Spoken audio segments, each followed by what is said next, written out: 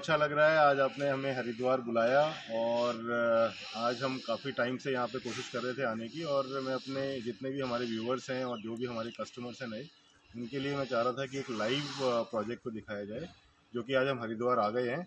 तो आज मैं पूरा शुरू से लेकर एंड तक बताऊंगा कि कैसा है। और आज हम यहाँ के प्लांट के जो संचालक हैं स्वामी जी, अनंतानंद जी जो हैं, वो पूरा इसको देखते हैं प्रोजेक्ट को, और पूरे प्रोजेक्ट में बहुत अच्छी एफिशिएंसी आ रही है आज की डेट में, और नए लोगों के लिए, नए कस्टमर्स के लिए बड़ा इंस्पायरेशन का एक सब्जेक्ट है। तो आइए अमित जी थोड़ा सा डिस्कस करते हैं। थोड़ा प्लांट पे आप मोटा मोटी नज़र दिखा दीजिए कि किस तरह से प्लांट है स्टार्टिंग से लेके। उसके बाद हम एक एक करके डिटेल डिस्कशन करेंगे, जिस डिटेल डिस्कशन में कावडंग से कैसे हम सीएनजी तक पहुंच रहे हैं।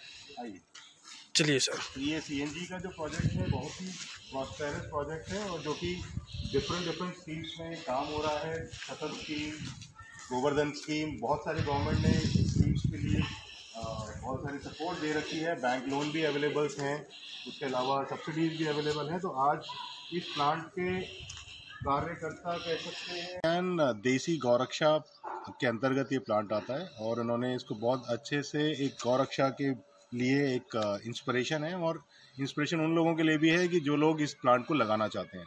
तो ये खाली बायोगैस प्लांट नहीं है, बायोगैस से सीएनजी तक का प्लांट है। आज हम इसका पूरा एनालिसिस करेंगे, कैसे ये चल रहा है और कैसे इन्होंने सक्सेसफुली इसको रन करके दिखाया है। जैसा कि आप समझते हैं कि ये जो संस्था है ये समर्पित है लोगों के लिए, ये इसका कमर्शियल एस्पेक्ट नहीं है, लेकिन कमर्शियली भी बहुत अच्छा काम कर रहे हैं। और मुझे लगता है कि हर आदमी को बढ़ चढ़ के काम करना चाहिए। बहुत सवाल आते हैं मेरे पास कि ये वाकई में सक्सेसफुल है कि नहीं, तो आज हम सच दिखाते हैं आपको कि है क्या ये।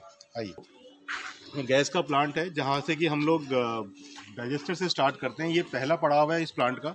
इस पहले पड़ाव में क्या होता है कि हम लोग जो भी कावडंग आ रहा है, जो भी हम लोग कावडंग लेके आते हैं गौशाला से, या हमारे इसके पीछे गौशाला भी है, तो वहाँ गौशाला से प्लांट में कावडंग आता है। कावडंग आने के बाद में हम इसको मिक्स करते हैं विद वाटर। ये कावडंग है सर? ये कावडंग है, और कावडंग के आगे जो टैंक है, ये मिक्सिंग टैंक बोलते हैं इसको। इस मिक्सिंग टैंक में हम कावडंग भी यूज़ कर सकते हैं, या फिर हम एग्रीकल्चर से अदर भी कोई कमोडिटी है तो उसको भी हम डाल सकते हैं। तो जैसा आप देख रहे हैं कि इसको मिक्स करने के लिए यहाँ पे एजिटेटर्स लगे हुए हैं, मिक्सचर लगे हुए हैं, जिसके थ्रू ये मिक्सिंग टैंक से में ये पूरा गोबर को मिक्स किया जाता है, इसको और सैचुरेटेड बनाया जाता है, जिससे कि ये होमोजेनियस फॉर्म में आ जाता है। कोई वेस्टेज आता है तो उस वेस्टेज को, यहाँ आप दिखाएंगे ये वेस्टेज निकला हुआ है, तो इस वेस्ट को अलग कर दिया जाता है। वैसे इसके लिए एक फिल्टर्स भी लगाए जाते हैं, जिसको हम जाली भी कहते हैं। आयरन रॉड्स के थ्रू हम इसको फिल्टर भी करते हैं। देन यहाँ से ये लिफ्ट होके आगे जो हमारा डाइजेस्टर है, उस डाइजेस्टर में डाला जाता है, जिसके अंदर भी फ्रिक्वेंट मूवमेंट पे ऑटोमेटिक पीएलसीज के थ्रू एजिटेटर्स लगाए गए हैं, जो कि प्रॉपर मिक्सिंग करते रहते हैं, जिसका कि जो परमुटेशन कॉम्बिनेशन होता है, हम पूरा बायोटेक्नोलॉजी के थ्रू इसको मेंटेन किया जा रहा है। और फिर आप इससे आगे बढ़ते हैं तो पूरा पंपिंग सेट है। जैसे आप आगे देखेंगे कि पूरा पंपिंग सेट लगाया हुआ है, उस पंपिंग सेट के थ्रू इसको लिफ्ट किया जाता है। लिफ्ट करके डाइजेस्टर में डाला जाता है, जो कि स्लरी जितनी भी है यहाँ से वापस भी आती है और इसमें डाली भी जाती है। तो उसका एक प्रोसेस होता है, that will be discuss in detail.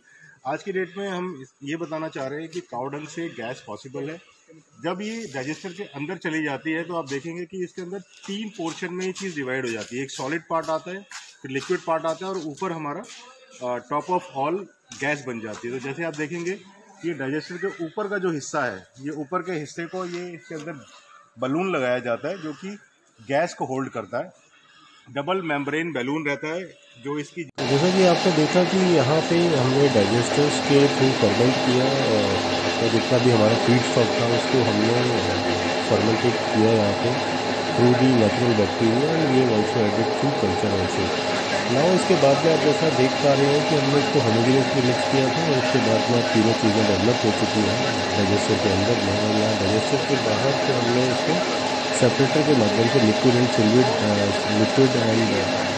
Solid जो हमारा स्क्रू बेस्ड सेपरेटर रहता है, जो स्क्रू चैम्बर में आपको दिख रहा है, कि स्क्रू चैम्बर के थ्रू हम सॉलिड लिक्विड सेपरेट कर लेते हैं, और गैस जो हमारी ये पाइपलाइन यहाँ से जा रही है, उस पाइप के थ्रू हम इसको बैलून में लेके जाते हैं, और बैलून के थ्रू ये प्रोसेसिंग में चला जाता है, जिसमें कि गैस प्यूरीफाई हो जाती है एंड जो सॉलिड लिक्विड को सेपरेट कर देता है। तो these are the 3 different processing को तीनों चैम्बर में डिवाइड हो जाता है। उसके बाद में हम लोग डिस्कस करेंगे कि हम फर्टिलाइजर को कैसे यूज कर रहे हैं और अपना एनर्जी को कैसे प्रोसेस कर रहे हैं। तो अलग अलग तीनों चीज़ों को किया जाता है।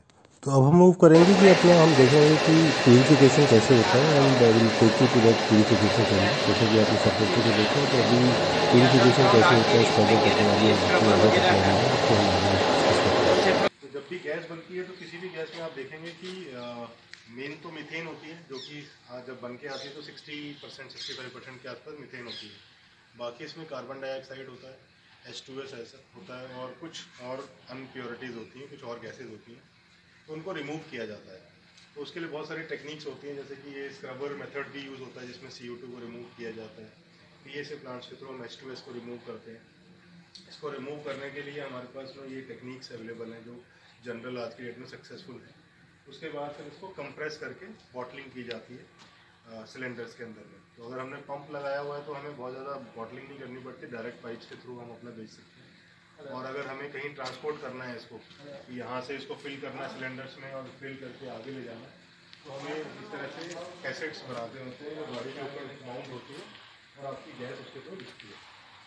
ये अलग अलग करता हूँ। अब जैसे ये कंप्रेसर देख रहे हैं आप, इस कंप्रेसर से कंप्रेसर इसको एक पूरे कंट्रोल रूम से हम मैनेज कर सकते हैं। तो ये करेगा इसको एक पूरे कंट्रोल रूम से हम मैनेज कर सकते हैं। तो ये करेगा।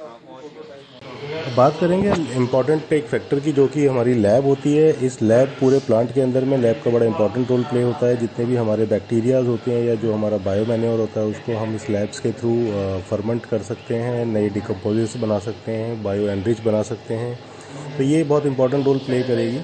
दूसरा ये है कि हम पूरे प्रोजेक्ट में KEC का जो रोल होता है वो किसी भी एंटरप्रेन्योर को या कॉरपोरेट को हम लोग हैंड होल्ड करते हैं from the beginning to the end. और उसके बाद में भी हम फर्टिलाइजर्स की सेलिंग है या जो भी हमारी गैस की सेलिंग है उसके आउटपुट को कैसे बढ़ाना है उसमें हेल्प करते हैं। तो हमारे दिए हुए नंबर्स पे कांटेक्ट कर सकते हैं, बात कर सकते हैं। We will hand hold you and support you in